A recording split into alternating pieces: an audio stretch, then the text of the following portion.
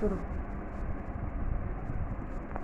আজকে কারেন্ট ইলেকট্রিসিটির যে অংশটা আমি পড়াবো সেটা হচ্ছে তোমার drift velocity of free electron, বা বাংলায় বললে হচ্ছে মুক্ত ইলেকট্রনের বিচলন বেগ।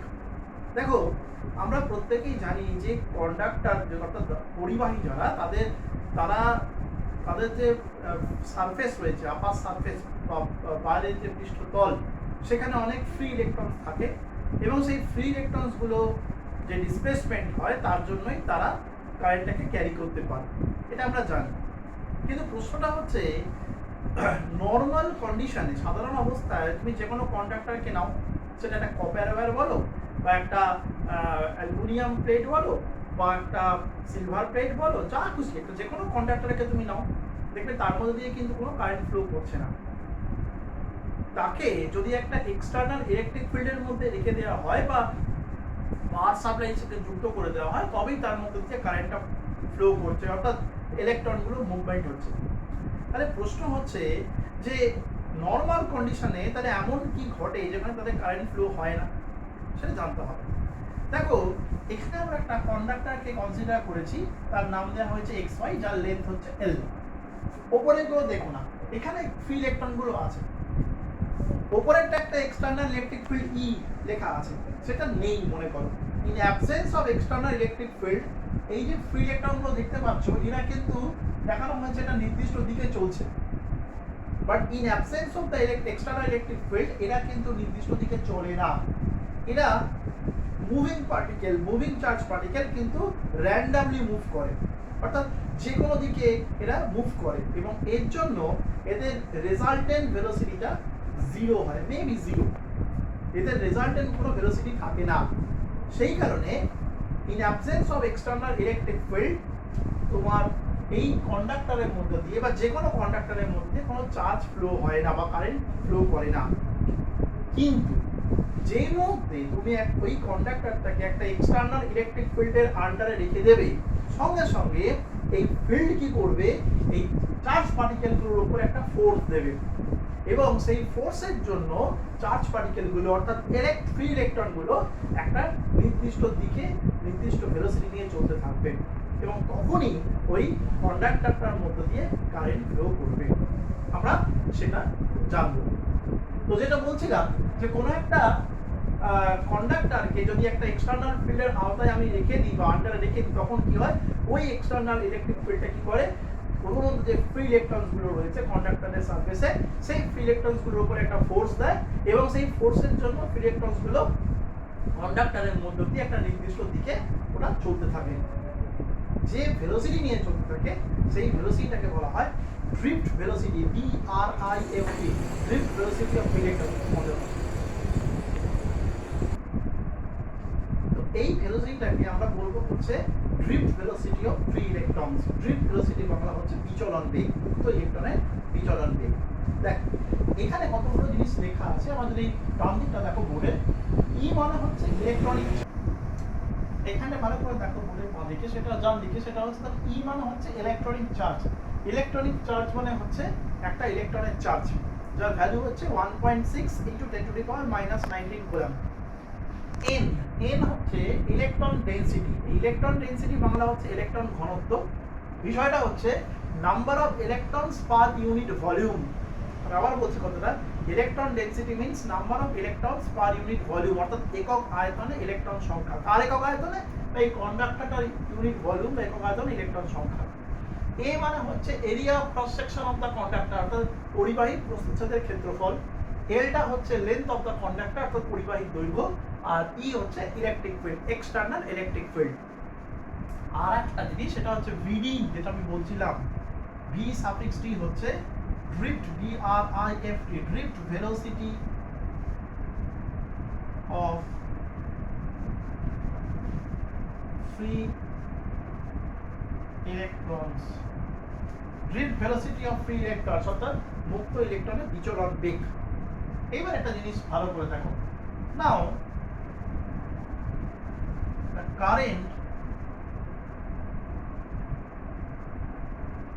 the current flows through the conductor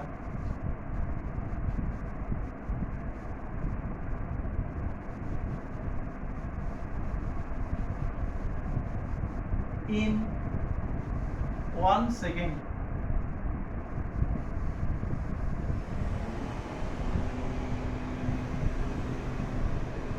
is the current flows through the conductor in 1 second is মানে এই কন্ডাক্টর বা পরিবাহীর মধ্য দিয়ে প্রতি সেকেন্ডে বা এক সেকেন্ডে কি পরিমাণ তড়িৎ প্রবাহিত হচ্ছে। I is equals to একটা জিনিস ভালো করে বুঝবে, I মানে হচ্ছে Q by T charge by time. সাইডে ক্যালকুলেশন করে দেখাচ্ছি। I মানে হচ্ছে Q by T, এখন T টাকে 1 ধরা হয়েছে, ঠিক আছে। এবার প্রশ্ন হচ্ছে চার্জটা কত এখানে আছে, ভালো করে বুঝবে। এখানে একটা ইলেকট্রনের চার্জ হচ্ছে E, একটা ইলেকট্রনের চার্জ হচ্ছে E। এখানে এই কন্ডাক্টর মধ্যে ইলেকট্রন ডেনসিটি যদি n হয়, n মানে হচ্ছে number of electrons per unit volume, অর্থাৎ একক আয়তনে ইলেকট্রন সংখ্যা হচ্ছে n। তাহলে একক আয়তনে n খানা ইলেকট্রন আছে, তাহলে এই কন্ডাক্টর আয়তন কত, ভলিউম কত, যে কোনো ভলিউম বের করার ফর্মুলা হচ্ছে a ইনটু l, ঠিক আছে। এইখানে আমি যেটা করব, দেখো এইখানে ভলিউমটার ফর্মুলা আমি লিখবো হচ্ছে v হচ্ছে a ইনটু vd, এটা মানে ভলিউম। এবার তোমাদের প্রশ্ন হতে পারে যে a ইনটু l তো ফর্মুলা, আপনি vd লিখলেন কেন? দেখো vd মানে হচ্ছে l বাই t, ভেলোসিটি মানে হচ্ছে লেন্থ বাই টাইম। এবার দেখো যদি কোনো কারণে টিটা 1 হয়ে যায় তাহলেই কিন্তু হয়ে যাচ্ছে, আর এভাবে বোঝাচ্ছি, সেটা সাইডে এভাবে বোঝাচ্ছি, vd মানে হচ্ছে দেখো l বাই t। এবার যদি টিটা 1 হয়, ইফ t ইকুয়াল টু 1, তাহলে vd ইকুয়াল টু হয়ে যাচ্ছে l। প্রশ্ন হচ্ছে টিটাকে আমি 1 করব কেন? কারণ এখানে পরিষ্কার লেখা আছে না, current flows through the conductor in 1 second, যে 1 সেকেন্ডের মধ্যে কি পরিমাণ কারেন্ট যাচ্ছে। তাহলে তোমার ভলিউমের যে ফর্মুলাটা, সেটা লেন্থের পরিবর্তে তখন ভেলোসিটি দিয়ে আসছে, ড্রিফট ভেলোসিটি দিয়ে আসছে। এবার যেটা বলছিলাম, আবার কন্টিনিউ করি বিষয়টা। তাহলে কি বললাম, n হচ্ছে number of electrons per unit volume, যে একক আয়তনে ইলেকট্রনের সংখ্যা হচ্ছে n। তাহলে ওর ভলিউম কত, a ইনটু vd। তাহলে এক ইউনিট ভলিউমে যদি n খানা ইলেকট্রন থাকে, তাহলে a ইনটু vd তে কখানা ইলেকট্রন থাকবে, তাহলে a into vd into n হয়ে যাবে। এবারে একটা ইলেকট্রনের চার্জ কত, স্মল ই, তাহলে এই এতগুলো ইলেকট্রনের চার্জ কত হবে, ডেফিনেটলি এটা হবে হচ্ছে n e a vd। তো vd equals to I by n e a, this is the expression of drift velocity। এটাই হচ্ছে drift velocity বা বিচলন বেগের এক্সপ্রেশন বা রাশিমালা, ঠিক আছে। এখান থেকে কিন্তু নিউমেরিক্যাল দেয়। এবার একটা জিনিস দেখো, now current density, current density, current density মানে হচ্ছে প্রবাহ ঘনত্ব, এটাকে J দিয়ে লিখি। J is equals to হচ্ছে I by A, current flows per unit area of a conductor is known as current density. যে একটা পরিবাহীর প্রতি একক ক্ষেত্রফলে কিন্তু per unit area, per unit volume নয়, পার ইউনিট এরিয়াতে যে পরিমাণ কারেন্টটা ফ্লো করে, দ্যাটস কল্ড কারেন্ট ডেনসিটি। তাহলে এখানে দেখো এই I by A ফ্যাক্টরটা আছে, তাহলে আমরা লিখতে পারি vd equals to হচ্ছে J divided by n e, যেখানে J মানে হচ্ছে I A। দেখে নাও ক্যালকুলেশনটা, দেখে নাও, এখানে কিন্তু নিউমেরিক্যাল থাকে। হলো, দেখে নিয়েছো? ওকে, এইবার একটা জিনিস বলছি, ভালো করে সেটা বুঝে নাও। এইগুলো যা লেখা আছে লেখা থাকে, এগুলো আমি কিছু মুছছি না। এইবার একটা জিনিস ভালো করে দেখো, সেটা হচ্ছে এই যে কন্ডাক্টরটাকে রাখা হয়েছে এক্সটার্নাল ইলেকট্রিক ফিল্ডের আওতাতে, তো এই ইলেকট্রিক ফিল্ডের জন্য কি হচ্ছে, ইলেকট্রনগুলো একটা ফোর্স অনুভব করছে, এবং এই ফোর্স এক্সপিরিয়েন্স করার ফলে কি হচ্ছে, ওরা ছুটছে উইথ সার্টেন অ্যাক্সেলারেশন, একটা ত্বরণ নিয়ে ছুটছে। কিন্তু ব্যাপারটা হচ্ছে, এরা যখন অ্যাক্সেলারেশন নিয়ে ছুটছে, ছোটার সময় এদের সঙ্গে একটা কলিশন হচ্ছে। কাদের কলিশন হচ্ছে? এই যে সারফেসটা দেখতে পাচ্ছ, এই সারফেসে কিন্তু কেবলমাত্র ফ্রি ইলেকট্রন নেই, এর সঙ্গে আরো কিছু জিনিস থাকে। কি থাকে? কিছু অ্যাটমস এবং আয়ন্স থাকে, এবং অ্যাটমস আর আয়ন্স আর ইমোবাইল, ওরা কিন্তু চলাচল করতে পারে না। ওরা কি করে, এক জায়গায় দাঁড়িয়ে ভাইব্রেট করতে পারে, কাঁপতে পারে। এবার যখন এই ইলেকট্রনগুলো, হ্যাঁ, under the influence of an external electric field ওরা ছুটে যাচ্ছে উইথ এ সার্টেন অ্যাক্সিলারেশন, তখন কি হচ্ছে এই যে ইমোবাইল আয়নস বা অ্যাটমস যেগুলো এক জায়গায় দাঁড়িয়ে ভাইব্রেট করছে, এদের সাথে এই ফ্রি ইলেকট্রনগুলো ধাক্কা লাগছে, কলিশন হচ্ছে, এবং এই কলিশনের ফলে একটা রেজিস্টিভ ফোর্স বা ভিসকাস ফোর্স বলাটা ভুল হবে, রেজিস্টিভ ফোর্স বা বাধাজনিত বল তৈরি হচ্ছে, যেটা কিনা কি করছে ইলেকট্রনের গতিকে বাধা দিচ্ছে। এটাই হচ্ছে রেজিস্ট্যান্স, এটাই হচ্ছে রোধ। ঠিক আছে, রোধ মানে কি? রোধ মানে হচ্ছে প্রবাহটাকে বাধা দেবে, প্রবাহটাকে কমাবে। কেন কমাবে? Due to the collision between free electrons and immobile ions and atoms. এই জন্যই, এই কলিশনটার জন্যই কি হবে, ইলেকট্রনের যে মোশনটা সেটা বাধাপ্রাপ্ত হবে, মডারেট হবে, এবং তার জন্যই কি হবে, তোমার ওখানে রেজিস্ট্যান্সের উৎপত্তি হবে। এবার একটা জিনিস দেখো, এবার এরকম সময় আসবে যেখানে কি হচ্ছে যে এই এক্সটার্নাল ফোর্সের সঙ্গে এই বাধাজনিত বলটা ক্রমশ, যত আমি এক্সটার্নাল ফোর্সটাকে বাড়াবো তত কিন্তু এই যে রেজিস্টিভ ফোর্স, যেটা বাধাজনিত বল, সেটাও বাড়তে থাকবে। বাড়তে বাড়তে এরকম হবে যখন external force due to the electric field আর ওই রেজিস্টিভ ফোর্স এরা পরস্পর ইকুয়াল অ্যান্ড অপোজিট হয়ে যাবে, তখন কিন্তু এই ফ্রি ইলেকট্রনগুলোর ওপর রেজাল্টেন্ট ফোর্স জিরো। অর্থাৎ সেক্ষেত্রে কিন্তু ইলেকট্রনগুলোর কোনো অ্যাক্সিলারেশন থাকবে না, তখন ইলেকট্রনগুলো একটা কনস্ট্যান্ট ভেলোসিটি নিয়ে মুভ করবে, and that is drift velocity. এবং আমরা লিখতে পারি সেক্ষেত্রে এটা যদি ফোর্স হয়, that can be written as, এই এক্সটার্নাল ফোর্সের সঙ্গে এই ব্রিথ ভেলোসিটি হচ্ছে directly proportional, or E equals to some constant k vd, এটা হচ্ছে কনস্ট্যান্ট, এটা হচ্ছে constant, or E equals to হচ্ছে,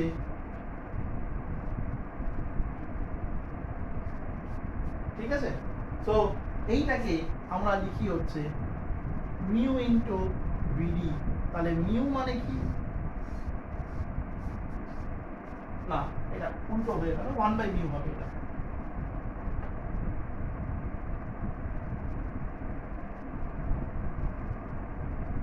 E by K, মিউ মানে হচ্ছে E by K,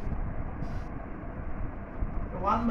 তাহলে মিউ মানে হচ্ছে অ্যাকচুয়ালি তোমার VD বাই, এই যে মিউটা পেলাম, এই মিউটাকে বলা হয় মোবিলিটি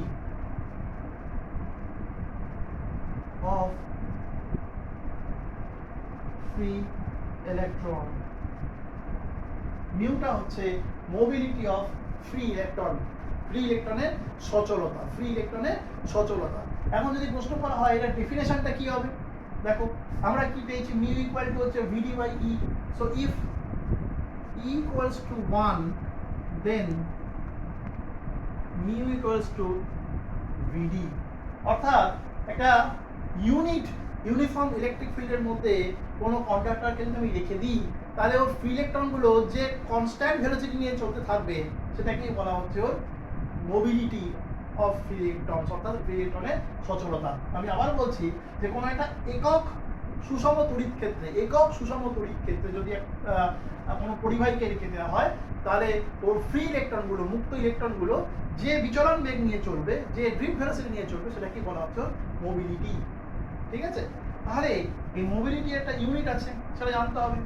এর এসআই ইউনিটটা কি, দেখো আমি এটাকে লিখছি এইভাবে। এটা মানে কি, ভেলোসিটি মানে হচ্ছে metre second inverse, electric field volt metre inverse. এই যে ই মানে হচ্ছে ভি বাই আর, এখান থেকে পাওয়া যায়, ঠিক আছে। Volt metre inverse, volt metre inverse. তাহলে এখান থেকে যেটা লিখতে পারবো আমি, সেটা হচ্ছে metre square volt to the power -1 second to the power -1। এটা হচ্ছে এসআই ইউনিট, এটা হচ্ছে এসআই ইউনিট। দেখে নাও, এটা হচ্ছে এসআই ইউনিট, মোবিলিটি। এটা metre square volt to the power -1 second to the power -1। ঠিক আছে, ওকে। এবারে আমরা এই জায়গায় আবার ফিরে আসছি। দেখো এটা মুছে দিলাম, এই জায়গাতে আবার ফিরে আসছি। এইখানটাতে আমি শেষ করেছিলাম যে ই ইকুয়াল টু হচ্ছে কে বাই ই ইন্টু ভিডি। এবার ই মানে হচ্ছে ইলেকট্রিক ফিল্ড, এটাকে লিখতে পারি আমি V by L, V by L, ঠিক আছে। এখন প্রশ্ন হচ্ছে এই ভিটা কি? ভিটা হচ্ছে পোটেনশিয়াল ডিফারেন্স বা টার্মিনাল পোটেনশিয়াল ডিফারেন্স, আর একটু better, terminal potential difference of the conductor হলো terminal potential difference of the conductor, অর্থাৎ পরিবাহী প্রান্তীয় বিভব প্রভেদ রইল। তাহলে V by L is equals to K by E, বা ভিডি মানে কি? ভিডি মানে আমরা দেখেছি একটু আগে, সেটা হচ্ছে কি আই বাই এন ই এ, এটা আমরা দেখেছি। ভিডি মানে হচ্ছে আই বাই এন ই এ।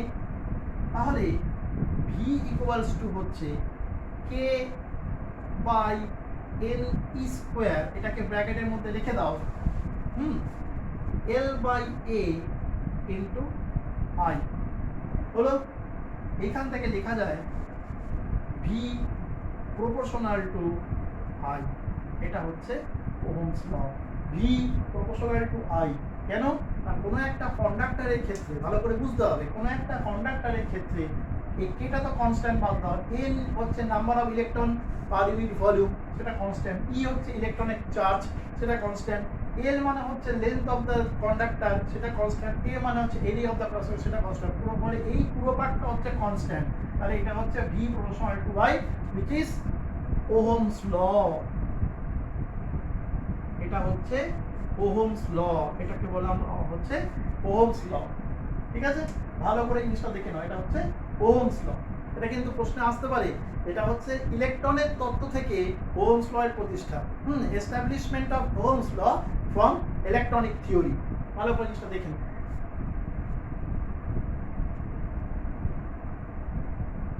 দেখে নিয়েছো? ওকে, নেক্সট আমি এই জায়গা থেকে আবার কন্টিনিউ করব। এই জায়গাটা আমি আবার লিখছি, we have, আমরা দেখেছি v ইকুয়ালস টু কি দেখেছি না K N square L by A into I.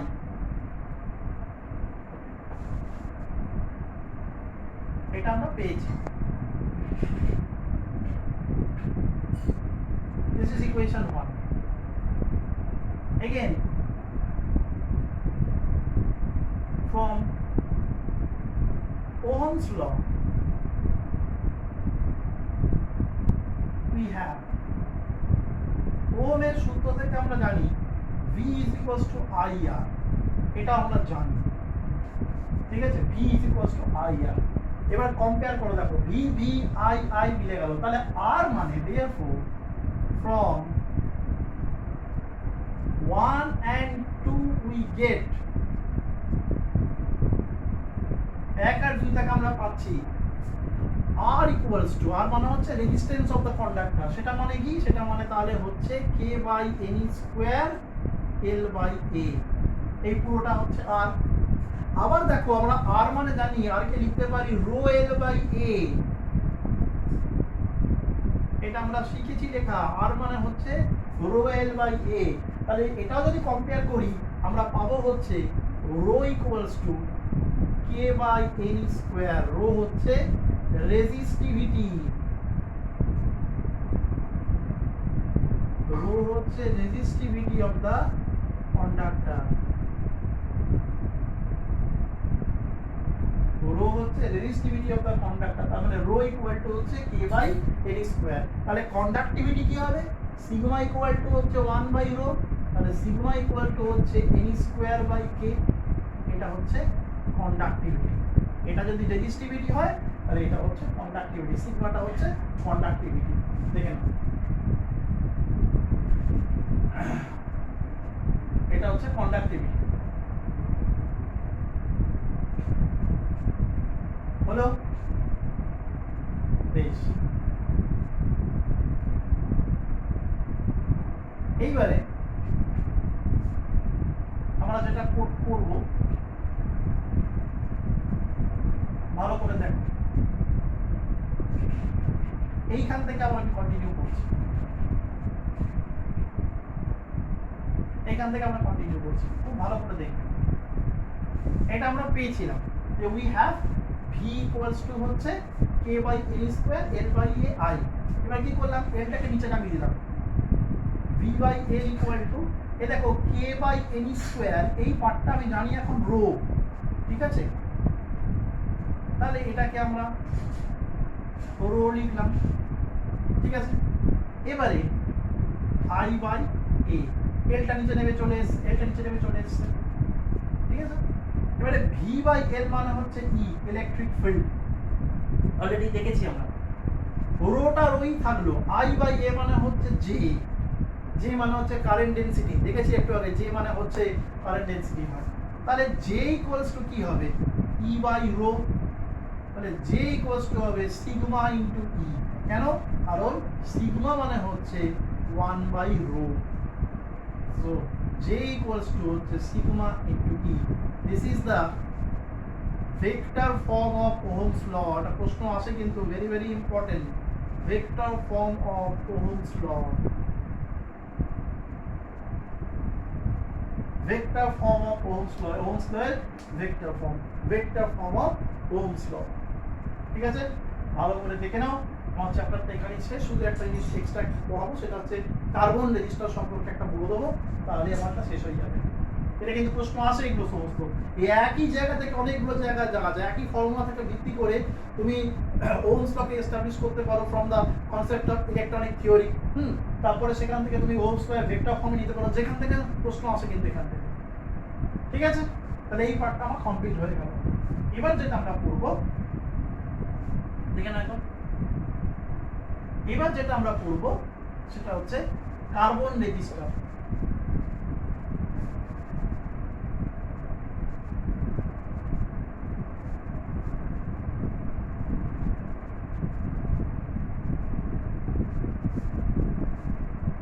Carbon register,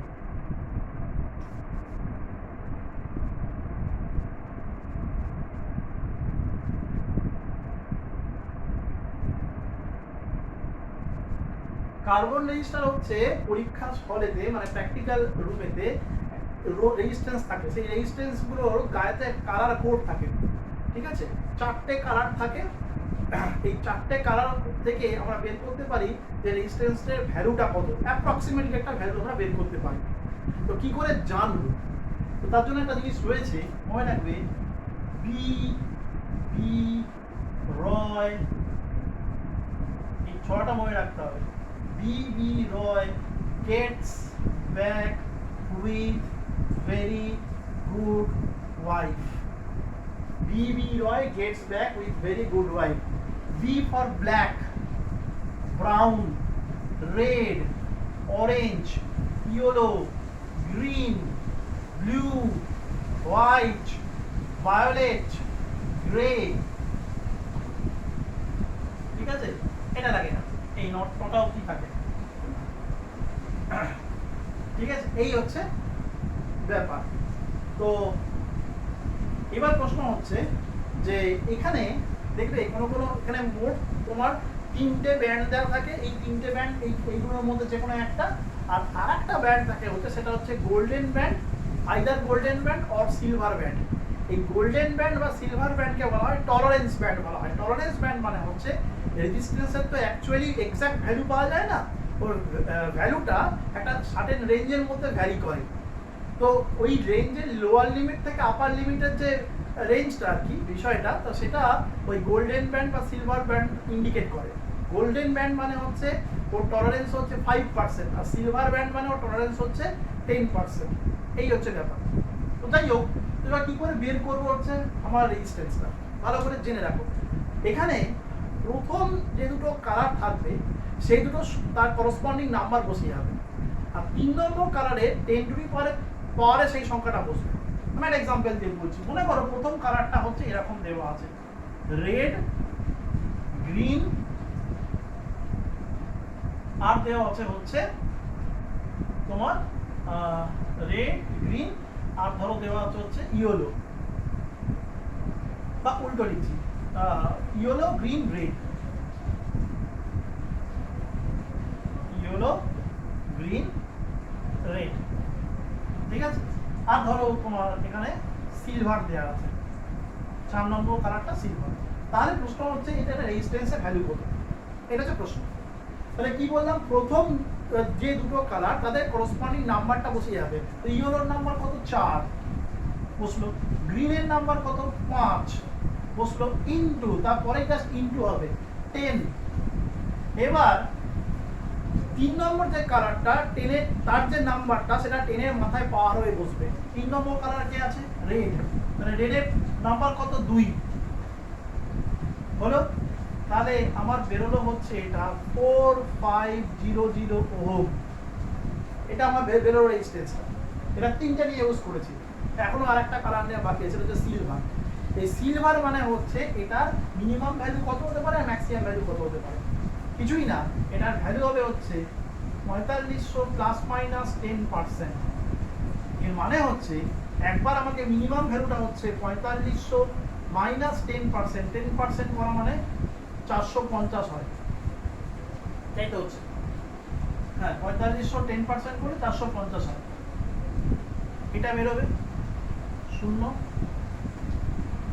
5, সেটাকে 5, 0, এই একটা ভ্যালু বেরোবে। আর আরেকটা হচ্ছে এটা মাইনাস করলে মিনিমাম ভ্যালু, আর আরেকটা করলে আসবে হচ্ছে প্লাস 450, 0, 5, 5, 4, 9, এই হচ্ছে ভ্যালু। অর্থাৎ এর মিনিমাম ভ্যালুটা হচ্ছে এইটা, ম্যাক্সিমাম ভ্যালুটা হচ্ছে এইটা, এই রেঞ্জের মধ্যে এটা ভ্যারি করতে বলবে।